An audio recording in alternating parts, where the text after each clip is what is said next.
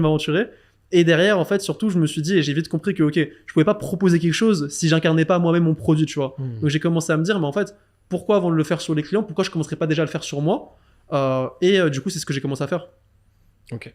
Et donc, c'est en voulant développer ta propre marque que tu as commencé à comprendre les différents mécanismes, les différents leviers, donc social media, RP, funnel, groupe d'engagement, page, etc.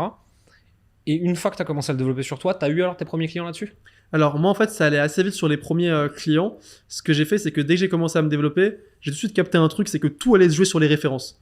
C'est que aujourd'hui quand tu es entrepreneur, on s'en bat les couilles de tes diplômes, tout ce qui va compter c'est tes références. 100%. Un mec ne va pas te demander par exemple demain, je sais pas, on veut bosser ensemble ou quoi, tu vas pas me dire ouais Sylvain t'as fait quelle étude ou telle chose etc. Tu vas me dire t'as bossé avec qui. Et si jamais je te dis un gars que tu kiffes et dont t'aimes vraiment le personal branding, j'ai même pas besoin de devoir te pitcher, te closer, tenter des trucs. En fait non, tu vas me dire vas-y bah combien je veux pareil. c'est ça, c'est exactement ça. Et en fait, j'ai très tôt compris ça. Et donc, j'ai tout misé sur les références. Donc, ça veut dire qu'entre 16 et 18 ans, je gagnais genre peut-être 1000, 2000 euros par mois. Alors, ce qui est beaucoup à cet âge-là, mais ce qui est peu, entre guillemets, dans le business.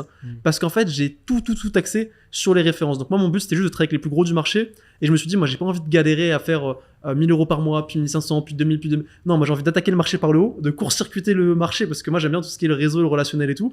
De bosser avec les mecs les plus hauts, d'avoir des grosses refs même aux States, etc. Et de revenir et dire, ok, maintenant tu veux devenir comme lui, ok, c'est temps. Et je savais que j'allais pas faire de l'argent sur justement les tops, mais sur les personnes qui voulaient devenir comme ces tops-là, qui avaient déjà un business. Et c'est exactement en fait ce que j'ai fait. Toute ma stratégie elle était basée sur ça. Et jusqu'à peu, c'était vraiment le focus.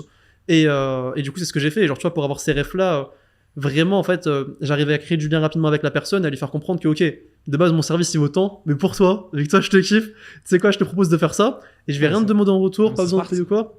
Voilà, c'est ça. Et j'ai récupéré juste des témoignages, et après, avec cela, bah voilà, j'ai pu me développer, tu vois. Il y a pas beaucoup de gens qui comprennent ça, et je pense que ça dépend vraiment des métiers. Tu vois, moi, j'accompagne essentiellement des coachs, et je leur dis, non, bossez pas gratuitement. Ouais. Parce qu'en fait, votre public cible, c'est le grand public, les références grand public, tout le monde s'en fout. Et donc, en fait, faites-vous payer tout de suite pour votre travail, c'est important, surtout dans le coaching, tu vois. Mais quand tu veux développer des compétences de freelance, consultant, agence, le plus important, c'est avec qui tu as bossé. Et au début, gratter 2000 balles à quelqu'un de connu, c'est hyper dur.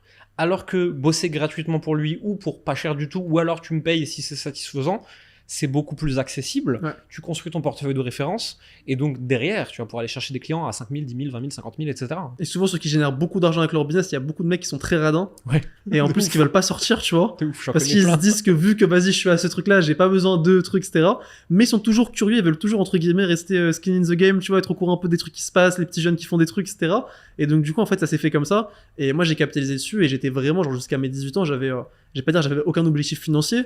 Mais genre, je veux dire, vraiment, c'était pas la priorité. Moi, la priorité, c'était vraiment construire mon réseau, construire mes références. Et c'est ce qui a fait qu'après, très rapidement, à mes 18 ans, tu vois, j'ai créé ma première société, ma deuxième société. Et en fait, tout est allé vite parce qu'en fait, j'avais fait un peu ce travail de fond pendant 2-3 ans, en fait, où j'ai quasiment rien gagné, où je travaillais vraiment, tu vois. Ce que tu fais aujourd'hui, je l'ai fait un petit peu à